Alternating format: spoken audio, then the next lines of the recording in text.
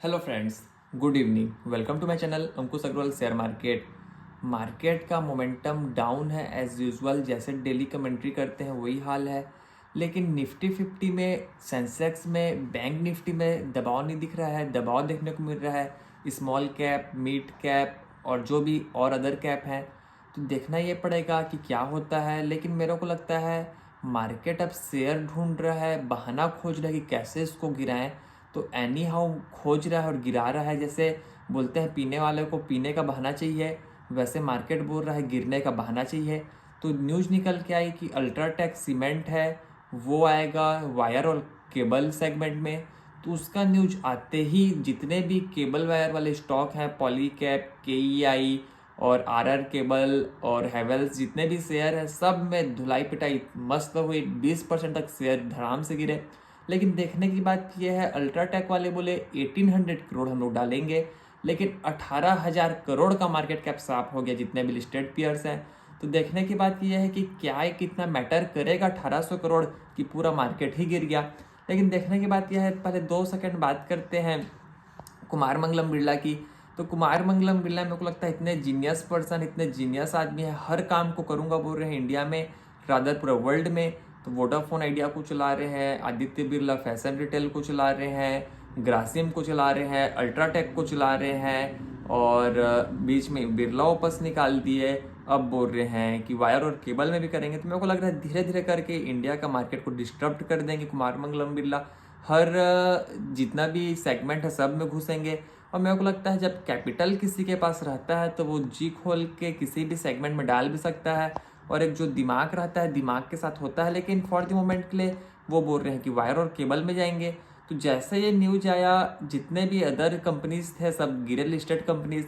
तो कई सारे जो इंटरव्यू देने भी आए टीवी में, तो के वाले के जो प्रमोटर थे कि कौन थे, बड़े पद में थे, वो बोले कि मार्केट बहुत बड़ा है, अगर 10-15% अल्ट्राटेक ले भी देगा तो कोई प्रॉब्लम नहीं होगा।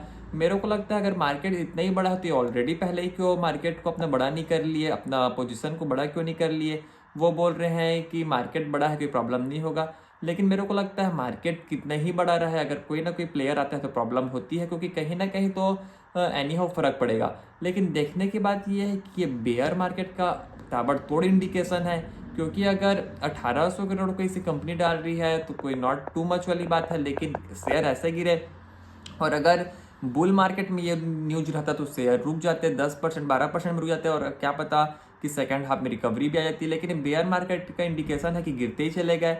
और अगर मेरे को लगता है ये बुल मार्केट रहता, जैसे कि ग्रासिम बोला कि हम पेंट बिजनेस में आएंगे, तो बुल मार्केट था तो एशियन पेंट संभल गया, 20% तो गिरा ही नहीं। और अगर यही बेयर मार्केट में आता न्यूज़ तो एशियन पेंट का भी यही हाल होता। तो देखने की बात ये होती है कि न्यूज कब फ्लो हो रही है और कैसा फ्लो हो रहा है। लेकिन देखना ये पड़ेगा कि पॉलीकैब जैसे शेयर जो है वो बहुत सारे फंड मैनेजर के फंड में है, बहुत सारे म्यूचुअल फंड में है। तो इन लोग क्या सोच के लेते हैं कि कुछ इन लोग को सेकुलर ग्रोथ मिल जाएगी। लेकिन सेकुलर ग्रोथ का पता नहीं है, अभी तो फॉर द मोमेंट के लिए पिटाई हो रही है।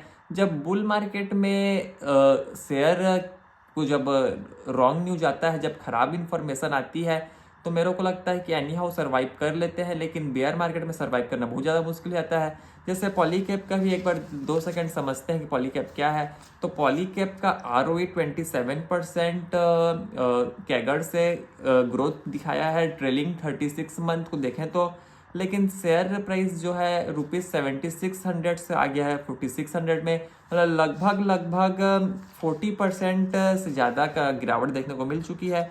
लेकिन अभी भी स्टिल 47 के पीई में है। तो देखना ये पड़ेगा कि और कितना गिरेगा, क्योंकि अगर इसका हिस्टोरिकल चार्ट देखें तो इसका पीई 18 से लेकर 20 तक भी टाइम्स जा चुका है। तो अभी भी स्टिल डाउन साइड, लेकिन नो वन नोज वाली बात है कि क्या होगा। आरआर केबल का भी वही हाल है, आरआर केबल का भी पीई 48 टाइम्स में है। तो देखना ये पड़ेगा कि और कितना डाउन होगा, क्योंकि 1900 का जो शेयर ऊपर में हाई जो मारा था अभी 900 ऑलरेडी आ चुका है। तो देखना ये पड़ेगा कि 50% से ज़्यादा ऑलरेडी डाउन है, लेकिन और कितना डाउन होगा। के आई इंडस्ट्रीज का भी वही हाल है, 45 के मल्टीपल पे ट्रेड कर रहा है, 28,000 करोड़ का मार्केट कैप है, अप्रॉक्स 40% ये भी डाउन है। तो मेरे को लगता है कि इतने सारे जो शेयर हैं, अल्ट्राटेक तो अगर अच्छा से घुस जाए तो डिस्टर्ब कर देगा मार्केट। हैवेल्स में भी गिरावट देखने को मिली। अगर अल्ट्राटेक अच्छा से घुसा, अगर पूरा दिमाग लगा के घुसा और अगर पूरा कैपेक्स किया, तो मेरे को लगता है कि इन लोगों को प्रॉब्लम और देखने को मिलेगी। लेकिन अभी मार्केट में अभी अनाउंसमेंट आया है, कब ये लोग ऑपरेशंस चालू करेंगे, कब बनाएंगे, कब बेचेंगे, अभी लॉन्ग वे टू गो वाली बात है। लेकिन अगर 2-3 साल बाद अगर अच्छा से घुस जाता है तो कंपनी को प्रॉब्लम देखने को मिल सकती है। और आरआर केबल मेरे पास था शेयर बीच में पहले, जो कि हम लोग बेच चुके थे, और रडार में भी था कि उसको लेंगे। लेकिन अब ये सब इसमें जब से ओवरहैंग, ये आज सुनाई दिया है ओवरहैंग, तब से तो अब इसको दूर रखना है शेयर को। क्योंकि जब तक कोई सा कंपनी में ओवरहैंग आता है तो प्रॉब्लम देखने को मिलती है आगे पीछे। तो अब ये पोर्टफोलियोज के वाचिट से अब ये हट जाएगा। लेकिन बात करते हैं डोनाल्ड ट्रंप की, तो डेली कुछ ना कुछ इनका दिमाग घूम रहा है। तो डोनाल्ड ट्रंप बोल रहे हैं कि $5 मिलियन लेंगे हम लोग और यूएस की सिटीजनशिप किसी को भी दे देंगे। डोनाल्ड ट्रंप का कहना है हमको पैसा से मतलब है, कहाँ का है, कैसा है, क्या रिकॉर्ड है, क्या उसका बैकग्राउंड है, कोई मतलब नहीं है। $5 मिलियन दो और यूएस का सिटीजनशिप लो। तो देखने की बात यह है कि $5 मिलियन मतलब अप्रॉक्स हो गया ये 43-44 करोड़ रुपीज़ हो गया। तो एक इंडियन को कोई बोलेगा कि भाई 43-44 करोड़ रुपए तुम दो और यूएस में शिफ्ट हो जाओ, तो बोलेगा 43-44 करोड़ में पास इनफ है, इंडिया में मैं सर्वाइव करूंगा, अच्छा से रहूंगा, गुड लाइफ जीऊंगा। ना कि खाली 45 करोड़ रुपए इंडिया यूएस में रहने का दूं। तो देखना पड़ेगा कि मेरे को लगता है ज़्यादातर यूएस में रशियन लोग ज़्यादा आएंगे, रशिया के लोग आएंगे ज़्यादा रहने के लिए। लेकिन देखते हैं क्या होता है। और एक और दिमाग लगा रहे हैं डोनाल्ड ट्रंप, वो बोल रहे हैं अगर 1 मिलियन पीपल अगर यूएस में शिफ्ट होंगे, अगर ये $5 मिलियन देंगे पर हेड, तो हमारा पास $5 ट्रिलियन पैसा हो जाएगा। तो मेरे को लगता है सब अटकलबाजी, उतना कोई नहीं आएंगे। लेकिन इनका दिमाग अलग ही है, कुछ हो भी सकता है, लेकिन मेरे को पर्सनली नहीं लगता होगा करके। और बोल रहे हैं कि यूरोप के ऊपर 25% टैरिफ लगा देंगे। तो देखने की बात यह है कि 25% टैरिफ लगा तो देंगे, लेकिन इनका टैरिफ लगाना कब तक चलेगा? क्योंकि कभी चाइना पर टैरिफ, कभी यूरोप के ऊपर टैरिफ, कभी इंडिया को धमकी, कभी कुछ।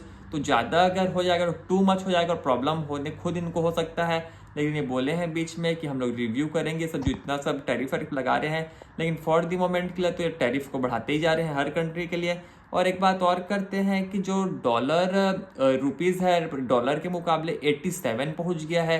तो ये तो डेली डाउन होते जा रहा है, डेप्रिसिएट करते जा रहा है, 90 के तरफ बहुत तेज़ी से जा रहा है। लेकिन अगर इतने डेप्रिसिएट करेगा तो बहुत ज़्यादा प्रॉब्लम की बात है इंडिया को। तो जो बीच में आरबीआई इंटरेस्ट रेट कट की 25 बेसिस पॉइंट और अमेरिका रेट कट नहीं की, तो उससे मेरे को लगता है प्रॉब्लम हो गया। क्योंकि जब तक यूएस अगर इंटरेस्ट रेट कट नहीं करेगी और अगर other country interest rate cut करेगी, तो कंट्री का डेप्रिसिएट हो जाएगा वैल्यू जो उसका करेंसी है। लेकिन देखना पड़ेगा। लेकिन मेरे को लगता है कि आरबीआई सोच के करिए कि जो भी चक्कर है कि शेयर मार्केट जो इतना गिर रहा है कंट्रोल हो जाए। लेकिन मेरे को नहीं लगता कि शेयर बाजार है, कि बॉन्ड मार्केट, की करेंसी मार्केट, की फॉरेन एक्सचेंज मार्केट कोई कंट्रोल कर सकता है, कोई पर्सन कंट्रोल कर सकता है, कि ग्रुप ऑफ पर्सन कंट्रोल कर सकता है। But this is how the things are वाली बात है। यहीं तक रखते हैं, आपसे कल फिर मुलाकात होगी, तब तक के लिए थैंक यू।